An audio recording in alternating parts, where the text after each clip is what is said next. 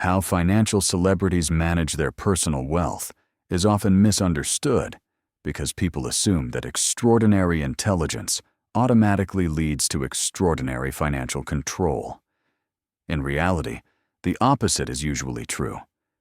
The more money these individuals accumulate, the more deliberate and restrained their personal wealth management becomes. Financial celebrities do not treat their own money as a playground for clever ideas. They treat it as a system that must survive error, temptation, attention, and time. Their greatest advantage is not access to opportunity, but the discipline to separate personal wealth from professional ego. One of the most consistent patterns among financial celebrities is the strict separation between how they make money and how they keep it. Many built wealth through concentrated risk entrepreneurship or asymmetric bets early in their careers. Once wealth is secured, however, their personal portfolios often become far more conservative than the public imagines.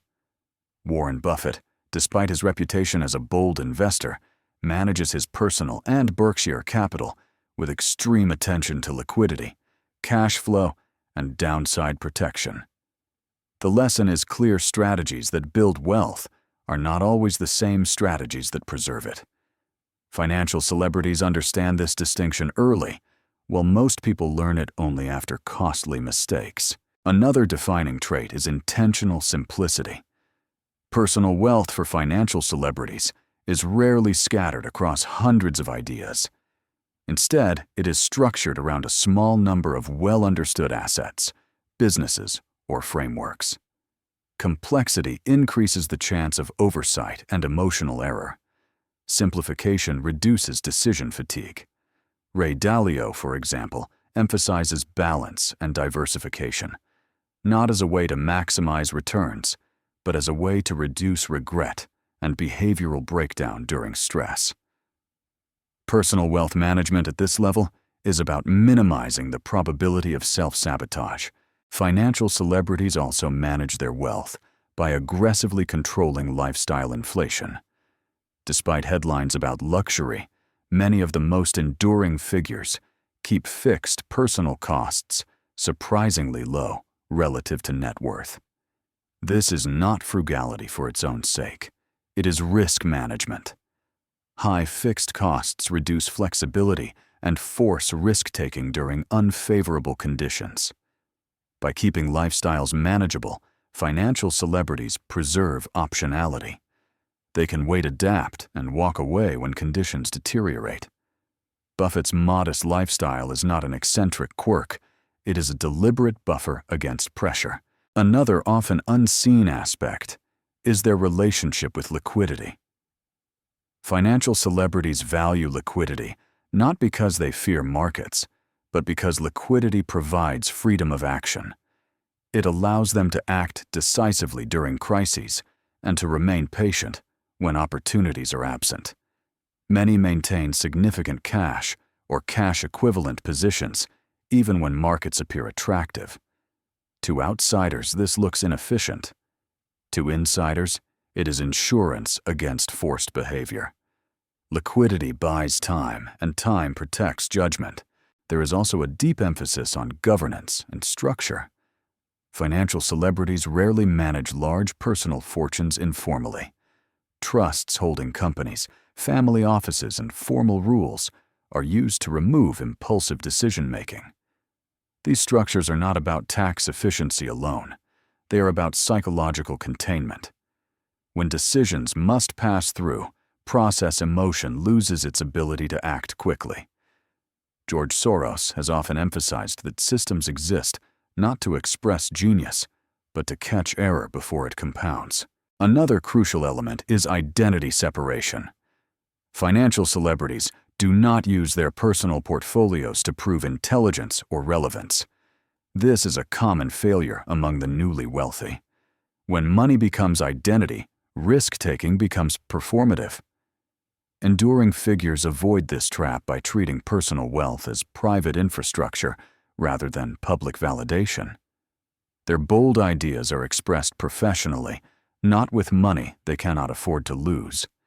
This separation allows them to remain flexible without humiliation when conditions change.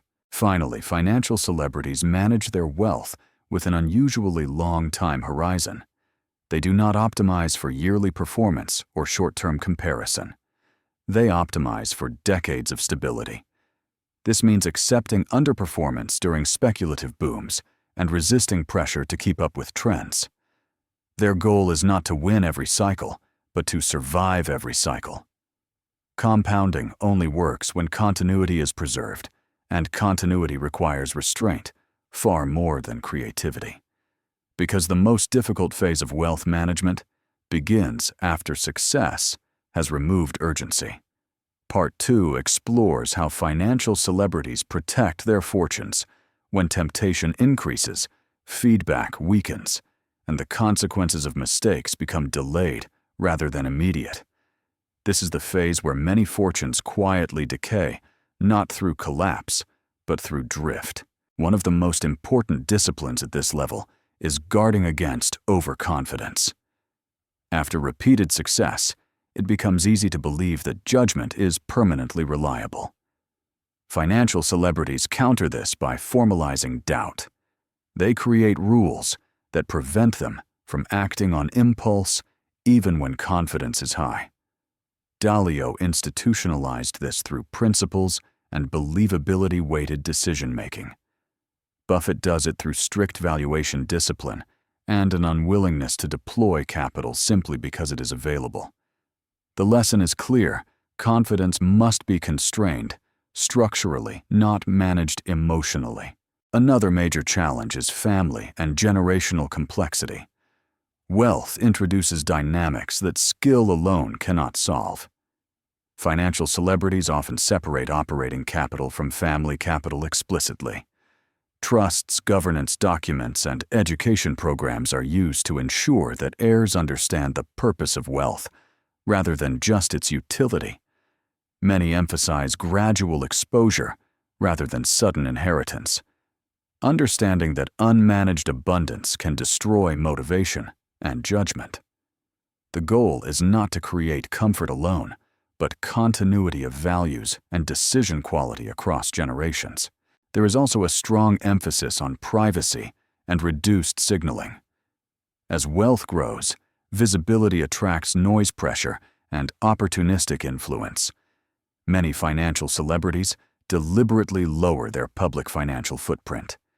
They avoid sharing personal portfolio details, resist lifestyle display, and limit commentary on personal positions. This quietness is strategic. It protects independence of thought and reduces the risk of making decisions to satisfy reputation rather than reality. Wealth managed publicly becomes harder to manage rationally. Another subtle but critical principle is role separation.